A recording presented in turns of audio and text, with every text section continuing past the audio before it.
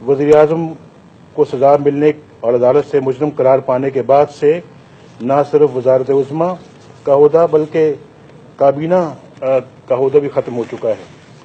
इस वक्त हुकूमत के नाम से जो कुछ हो रहा है वो गैर आईनी है, गैर कानूनी है और वो गैर अखलाकी है।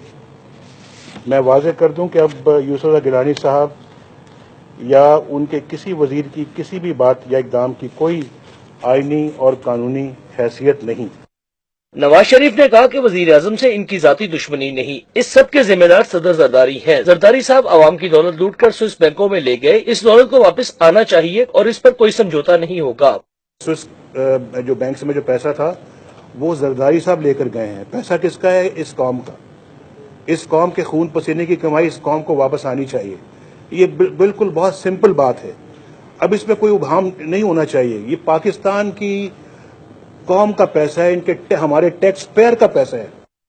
अदालती फैसले की हुक्म अदुली पर नून लीग के सरबराह ने नाकाबिले तवक्को नताइज की धमकी देते हुए कहा कि अगर फैसले पर अमल दरामद न हुआ तो इनके पास तमाम ऑप्शंस मौजूद हैं। अगर हुकूमत अपनी जिद पर कायम रही तो नून लीग एहतजाज करेगी और एहतजाज कौमी असेंबली के अंदर और बाहर होगा, जिसके लिए सड़कों पर आएंगे और लॉन्ग मार्च भी होगा। अवाम तैयार हो जाए, तब्दीली का वक्त आ चुका है। पार्लियामेंट की भी ऑप्शंस है हमारे पास, जो है वो एहतजाज की भी ऑप्शंस हैं हमारे पास, जो है वो मार्च के भी ऑप्शंस हैं, लॉन्ग मार्च के भी ऑप्शंस हैं हमारे पास। सब ऑप्शंस हैं। हम कभी किसी उसूली मौके से कभी पीछे नहीं हटे, घबराए नहीं, खौफ नहीं खाया। इस मौके पर कौमी असेंबली में अपोजिशन लीडर चौधरी निसार अली खान ने कहा कि नाअहल होने के बावजूद वजीर आजम का चोरी छुपे ऐवान में आना आइन और कानून के खिलाफ है। उन्होंने कहा कि यूसुफ रजा गिलानी मुल्क के वजीर आजम के साथ साथ अब MNA भी नहीं रहे।